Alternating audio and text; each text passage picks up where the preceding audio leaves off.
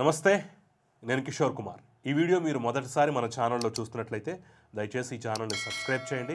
అలాగే కింద ఉన్నటువంటి హై బటన్ ప్రెస్ చేసి మాకు పాయింట్లు కూడా ఇవ్వచ్చు. మీ ప్రోత్సాహమే మాకు కొండంత బలం. మీకు ఎవరికైనా తెలుసా నైలు నదిలో మొసళ్ళు ఎన్నున్నాయో? ఎవరికైనా ఐడియా ఉందా మన డిఎన్ఏకు కారణమైనటువంటి మహాతల్లి యొక్క పేరేమిటో? మీకు ఎవరికైనా కనీసం మాత్రంగా ఐడియా ఏమైనా ఉందా? 1500 సంవత్సరాలుగా తిరుమల తిరుపతి దేవస్థానంలో స్వామివారికి తలనీలాలు సమర్పిస్తున్న వాళ్ళ యొక్క వివరాలు. ఇదేం ప్రశ్నలు? అసలు మాకే కాదు, ప్రపంచంలో ఎవరికైనా తెలుస్తుందా ఈ ప్రశ్నలకు సమాధానాలు అని చెప్పేసి చాలామంది అడగొచ్చు, కింద కామెంట్ల రూపంలో ప్రశ్నించవచ్చు. సరే, వాటిని కాసేపు తీసి పక్కన పెడదాం. కొంచెం తేలికైన అడుగుతాను. తిరుమల పరకామణ ఏంటో తెలుసా? అందుట్లో చోరీ జరిగిన విషయం తెలుసా? దాన్ని రాజీ చేసిన విషయం తెలుసా? లోక్ అదాలత్లో రూల్స్కు విరుద్ధంగా వ్యవహరించినటువంటి తీరు తెలుసా? దీని మీద కేసు పెట్టిన వ్యక్తి అనుమానాస్పదంగా మృతి చెందడం తెలుసా? ఈ ప్రశ్నలకు ఎవరికైనా ఆన్సర్ తెలుసా? చాలా ఈజీగా ఉన్నాయే, పేపర్లో టీవీలో చూస్తూనే ఉన్నాం కదా, చాలా వరకు మాకు దీనికి సంబంధించినటువంటి వివరాలు తెలిసే అని చెప్పేసి అడగొచ్చు. మరి ఇంత ఈజీ అయినటువంటి ప్రశ్నలు భూమన కరుణాకర్ రెడ్డిని నిన్న సిట్ అధికారులు అడిగితే ఆయనకు అసలు అర్థం కాలేదంట. అర్థం కాకపోగా చాలా కష్టమైనటువంటిది, నైల్ నదిలో మొసళ్ళు ఉన్నాయి, ఆ మహాతల్లి పేరేమిటి, ఆ తల్లిని ఇలా సమర్పించేవాడు వివరాలంటే అంత కష్టమైనటువంటి, అంత సమాధానం తెలియనటువంటి ప్రశ్నలు, అసలు ప్రపంచంలో ఎవరూ సమాధానాలు చెప్పలేనటువంటి ప్రశ్నలు తననే అడిగినట్టుగా ఫీల్ అయిపోతూ నేను మీడియా ముందుకు వచ్చి మాట్లాడాను. ఎంత వ్యంగ్యం, ఎంత వెటకారం, ఎంత దుర్మార్గం! 1-2 సార్లు తిరుమల తిరుపతి దేవస్థానానికి చైర్మన్గా చేసినటువంటి వ్యక్తి, ఒక బాధ్యతాయుతమైనటువంటి పదవిని గతంలో వెలగబెట్టినటువంటి వ్యక్తి, తమ హయాంలో జరిగినటువంటి దుర్మార్గాల మీద ఈరోజు ప్రశ్నిస్తుంటే, విచారణ చేస్తుంటే వ్యంగ్యంగా, వెటకారంగా సమాధానం చెప్పటమా? ఎంత కండకావరం, ఎంత బలుపు! బండకేసు 9 తప్ప ఇలాంటి వాళ్ళు సెటరేట్ కారు అనిపిస్తోందా మీకు కూడా? ఎస్. సో దీనికి సంబంధించి ఇప్పుడు అనేక వాస్తవాలు కూడా బయటపడుతున్నాయి. తాజాగా వైవి సుబ్బారెడ్డి కూడా గతంలో కల్తీ నెయ్యి కేసుకు సంబంధించి సిట్నే తన దగ్గరికి పిలిపించుకున్నటువంటి వ్యక్తి తాజాగా విజయవాడలో ఏర్పాటు చేసినటువంటి ఈ విచారణ కమిటీ ముందుకి హాజరు కాబోతున్నాడట, మాజీ టీటీడీ చైర్మన్ హోదాలో. సో పరకామణి అంశం ఖచ్చితంగా రేపటి రోజున కీలక మలుపు తిరిగే అవకాశం కనిపిస్తోంది అని చెప్పడానికైతే ఎలాంటి సందేహం అక్కర్లేదు. ఎందుకనేది కూడా నేను కొండ బద్దలు కొన్నట్టుగా చెప్తాను. ఎందుకంటే తొందరలోనే కొన్ని పెద్ద తలకాయలు కూడా కృష్ణ జన్మస్థానానికి వెళ్ళిపోవచ్చేమో. ఎందుకో కూడా క్లియర్గా చెప్తాను. గతంలో తిరుమల తిరుపతికి సంబంధించినటువంటి అంశంలో తిరుపతిలో ఏర్పాటు చేసినటువంటి ఈ విచారణ అనేది మీడియా యొక్క అతి ఫోకస్ వల్ల కానివ్వండి, లేదంటే మిగతా అంశాల వల్ల కానివ్వండి, అక్కడి నుంచి విజయవాడకి షిఫ్ట్ చేశారు. సో దాన్ని బట్టి మనం అర్థం చేసుకోవచ్చు ఎంత సీరియస్నెస్ ఉందో. ఏదో నామకే వాస్తేగా జరిపించాలి, ఇందులో డొల్లా, అసలు ఈ కేసు ఏమీ లేదనుకుంటే దీంట్లో పెద్దగా ఫరక్ పడాల్సినటువంటి అవసరం అయితే లేదు.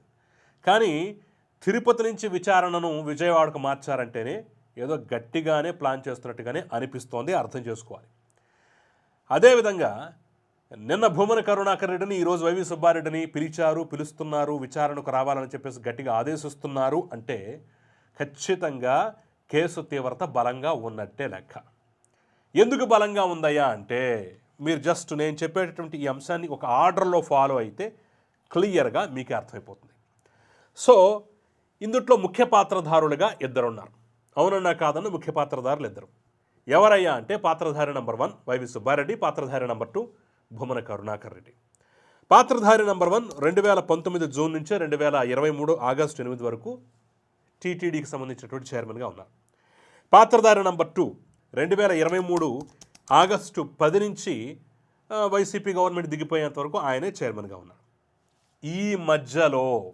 ఈ మధ్యలోనే ఈ పరకామణి ఇష్యూకు సంబంధించి కీలకమైనటువంటి అంశాలు చోటు చేసుకున్నాయి. వైవి సుబ్బారెడ్డి టీటీడీ చైర్మన్గా ఉన్నటువంటి సందర్భంలో 2023 ఏప్రిల్ 29న పరకామణిలో చోరీ జరిగినట్టుగా గుర్తించారు. సో దీనికి సంబంధించినటువంటి సీసీటీవీ ఫుటేజ్లు కానీ మిగతా అన్నీ కానివ్వండి, అప్పటి విఐగా ఉన్నటువంటి, అంటే చీఫ్ ఆఫీసర్గా ఉన్నటువంటి ఆ శివశంకర్ అనేటటువంటి వ్యక్తి మాయం చేశాడు, అరెస్ట్ చేశాడు అనేటటువంటి ఆరోపణలు, విజిలెన్స్ ఎంక్వైరీలు, అతని మీద అనేక ఆరోపణలు, విజిలెన్స్ వారు అనేక ఆరోపణలు, దానికి సంబంధించిన నివేదికలు ఇవ్వడం కూడా జరిగిపోయింది. సరే, ఆ అంశాన్ని కాసేపు పక్కన పెడదాం. సో 2023 ఏప్రిల్ 29న పరకామణలో చోరీ జరిగింది. మొట్టమొదటిసారిగా ఇందుట్లో కూడా చోరీ జరుగుతుందనే అంశం బయటపడింది అయితే ఫస్ట్ టైం అనమాట. అంటే 2023 ఏప్రిల్ 29 అంటే అప్పుడు వైవి సుబ్బారెడ్డి ఇక్కడ చైర్మన్గా ఉన్నాడు. వైవి సుబ్బారెడ్డి మాత్రమే చైర్మన్గా ఉంటే సరిపోదు. తిరుపతి ఎమ్మెల్యే హోదాలో టీటీడీ బోర్డుకు సంబంధించి ఎక్స్ అఫీషియో సభ్యుడిగా భూమన కరుణాకర్ రెడ్డి కూడా టీటీడీ బోర్డులో కొనసాగుతున్నట్టే లెక్క. అంటే పాత్రదారులిద్దరూ ఈ అంశంలో ప్రత్యక్షంగానో పరోక్షంగానో ఉన్నారు. ఇక అక్కడి నుంచి కథ నడిచింది. వెంటనే అక్కడ కేసు పెట్టడం, వ్యవహారం అంతా ఇదంతా మనం జరిగిందే గతంలో కూడా మాట్లాడుకున్నాం.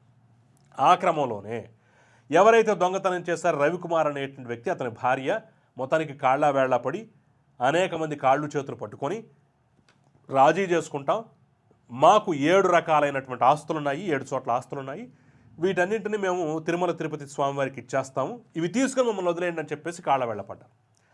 ఆ సందర్భంలోనే 2023 జూన్ 19 అంటే వైవి సుబ్బారెడ్డి హయాంలోనే ఈ యొక్క రవికుమార్ ఇచ్చేటటువంటి ఆస్తులను తీసుకోవాలి అనేటటువంటి అంశాన్ని టేబుల్ ఐటెంగా తీసుకున్నారు. టీటీడీ బోర్డు సమావేశంలో టేబుల్ ఐటెంగా తీసుకున్నారు. రైట్ రాయల్గానే తీసుకోవచ్చు, చర్చించవచ్చు, అన్ని చేయొచ్చు. కానీ లాస్ట్ మినిట్లో టేబుల్ ఐటెంగా ఎజెండాలో పెట్టేసి మమ అనిపించేసి మొత్తానికి ఆ ఆస్తులను అయితే టీటీడీకి రాయించారు. ఇక్కడే అసలు మతలబంతా ఉంది. అలా టేబుల్ ఐటెంగా తీసుకోవడానికి వీల్లేదని తెలిసినా సరే చేశారు. చేసిన తర్వాత కూడా ఆ అంశం బోర్డు యొక్క ఆమోదం పొందిన తర్వాత 4 రోజుల పాటు టైం ఇచ్చి ఈలోగా రకరకాల పేపర్లలో ఆ ఆస్తులకు సంబంధించిన వివరాలన్నింటినీ ప్రకటించిన తర్వాత దాని మీద ఏమైనా అభ్యంతరాలు ఉంటే అది లీగల్ ఇష్యూ. అభ్యంతరాలు లేవు అని తేలిన తర్వాత అప్పుడు మాత్రమే గిఫ్ట్ డీడ్ని ఎగ్జిక్యూట్ చేయాలి. అవేవీ లేకుండా మాకు సమయం లేదు, సమయం లేని కారణంగానే ఇదంతా చేస్తున్నామని చెప్పేసి ఒక చిన్న ముక్క, ఒక పారాగ్రాఫ్ యాడ్ చేసి థెఫ్ట్ని కాస్త గిఫ్ట్గా చేసేసారు. అంటే దొంగని కాస్త దాతగా, దోచేసిన సొమ్ముని కాస్త దానంగా, దోచేసిన దాన్ని దానంగా, దొంగని కాస్త దాతగా క్షణాల్లో మార్చవతలేశారు. ఆ తర్వాత భూమన కరుణాకర్ రెడ్డి ఎప్పుడైతే 2023 ఏప్రిల్ 29 అంటే ఇప్పుడు ఇదంతా జరిగింది ఎప్పుడు, జూన్ 19, 2023 టీటీడీలో ఇది ఒక తీర్మానం అయిపోయింది. ఆ తర్వాత 4 రోజుల అవతలనే మొత్తం పూర్తిగా మారిపోయిందనమాట. అంటే ఆస్తులు కూడా బదలాయింపు జరిగిపోయాయి. 2023 సెప్టెంబర్ 9 భూమన కరుణాకర్ రెడ్డి వచ్చిన తర్వాత లోక్ అదాలత్లో రాజీ ప్రక్రియ అనేది పూర్తయిపోయింది. అంటే లోక్ అదాలత్లో రాజీ పెట్టేసి అతను నిర్దోషిగా ప్రకటించేటువంటి జరిగిపోయింది. ఇది ఎక్కడ న్యాయం? అదేంటి, ఇతనే కదా నిన్నగాక మొన్న దొంగతనం చేసింది, దొంగ అని చెప్పేసి అరెస్ట్ అయిపోయింది, ఆలోగానే అతను ఆస్తులు తీసుకోవటం, అభ్యంతరాలు ఏమి తీసుకోకపోవటం, ఇదంతా చకచకా జరిగిపోయిందా? ఏకంగా లోక్ అదాలత్ వరకు వచ్చేస్తుందా? లోక్ అదాలత్లో రాజీ కూడా అయిపోయిందని చెప్పేసి అక్కడున్న వాళ్ళంతా అవాక్కైపోయే పరిస్థితి. అసలు రూల్ ప్రకారం ఈ కేసు, ఇందుట్లో ఇన్ని సెక్షన్లు, ఇన్ని అంశాలు ఉన్నటువంటి ఈ కేసు లోక్ అదాలత్కు రాకూడదు, వచ్చే అవకాశమే లేదు. మొత్తాన్ని నీరుగార్చి ఇందుట్లో పోలీసుల దగ్గర నుంచి అనేక స్థాయిల అధికారుల వరకు కుమ్మక్కాయారని చెప్పడానికి పర్ఫెక్ట్ ఉదాహరణ అనమాట. లోక్ అదాలత్కు రాకూడని కేసును లోక్ అదాలత్కు తీసుకొచ్చేసి రాజీ చేసేశారు. దొంగతనం జరిగింది మొదటి పాత్రధారి సుబ్బారెడ్డి హయాంలో. ఆ తర్వాత అతను ఆస్తులు ఇచ్చేటట్టుగా ఒప్పించింది మొదటి పాత్రధారి సుబ్బారెడ్డి హయాంలో. అందుట్లో ఎక్స్ అఫీషియల్ సభ్యుడిగా భూమన కరుణాకర్ రెడ్డి రెండో పాత్రధారికి కూడా ఉండాలి. ఇక ఇదంతా పూర్తయిపోయిన తర్వాత రెండో పాత్రధారి రంగప్రవేశం చేసిన తర్వాత రాజీ ప్రక్రియ కూడా పూర్తయిపోయింది. ఇంకా విచిత్రం ఏంటంటే, ఇన్ని మాటలు చెప్పేటటువంటి భూమన కరుణాకర్ రెడ్డి ఎస్టేట్ కమిటీకి చైర్మన్గా కూడా ఉన్నాడు. అంటే స్వామివారికి ఏదైనా ఒక ఆస్తి మనం ఇద్దాము అనుకుంటే, అయ్యా మేము ఇస్తున్నాము అని చెప్పేసి పత్రాలు తీసుకెళ్ళి ఇస్తే సరిపోదు. ఎస్టేట్ కమిటీ అని ఒకటి ఉంటుంది.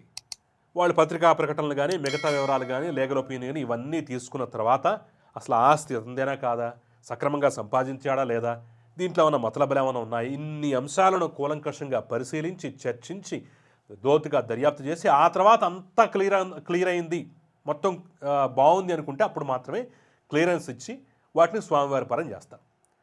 అలాంటి కీలకమైన ఎస్టేట్ కమిటీకి కూడా ఈ యొక్క భూమన కరుణాకర్ రెడ్డి చైర్మన్గా ఉన్నాడు. ఇదే భూమన కరుణాకర్ రెడ్డి ఈ యొక్క తంతు జరిగే సందర్భంలో ఎక్స్ అఫీషియల్ సభ్యుడిగా ఉన్నాడు. ఇదే భూమన కరుణాకర్ రెడ్డి తర్వాత చైర్మన్ అయి లోక్ అదాలత్లో రాజీ పడేటటువంటి సందర్భంలో చైర్మన్గా కూడా వ్యవహరించాడు. అంటే కింద నుంచి పై వరకు ప్రతి ఒక్క ఆధారాలు చెరపటంలోనూ, ప్రతి ఒక్క అంశాన్ని మేనేజ్ చేయటంలోనూ, అధికారుల్ని తొక్కిపట్టి తమకు అనుకూలంగా పనులు చేయించుకోవటంలోనూ వీళ్ళ పాత్ర ప్రమేయం చాలా స్పష్టంగా కనిపిస్తున్నటువంటి నేపథ్యంలోనే ఈరోజు పరకామణి ఇష్యూ కూటమి ప్రభుత్వం వచ్చిన తర్వాత వెలుగులోకి వచ్చిన తర్వాత ఇంత పెద్ద రచ్చ రభస అయిన తర్వాత ఈరోజు మాకేం పాపం తెలియదు, ఈవో చేశాడో, కిందవాడు చేశాడో, అధికారులు చేశాడో, మమ్మల్ని ఎందుకు పిలుస్తారు, నైల్ నదిలో నీళ్ళెన్నున్నాయి, నైల్ నదిలో ముసళ్ళెన్నున్నాయి, ఆ డిఎన్ఏ యొక్క మూల పురుషురాలైనటువంటి ముసలమ్మ పేరేంటి, తలనీలాలు ఎంతమంది ఇచ్చారు, వాళ్ళ జుట్టులో వెంట్రుకలన్నీ, ఆ రంగేంటి, రూపేంటి అని చెప్పేసి వ్యంగ్యంగా దుర్మార్గంగా చేసినటువంటి కామెంట్లని ఏ రకంగా అర్థం చేసుకోవాలి? అంటే దొంగ అన్న చందంగా మీ హయాంలోనే కదా ఇంత జరిగింది. పాత్రధారి నెంబర్ 1, పాత్రధారి నెంబర్ 2 ఉన్న సందర్భంలోనే కదా ఈ పరకామణి ఇష్యూ వచ్చింది, దొంగతనం జరిగింది, పట్టుకోవటం జరిగింది, ఆ తర్వాత ఆస్తుల బదలాయింపు, అది కూడా రూల్స్కి విరుద్ధంగా, ఆ తర్వాత లోక్ అదాలత్ రాజీ ప్రక్రియ, అందుట్లో కూడా రూల్స్కి విరుద్ధంగా మొత్తాన్ని బుల్డోజ్ చేసి పడేయటం.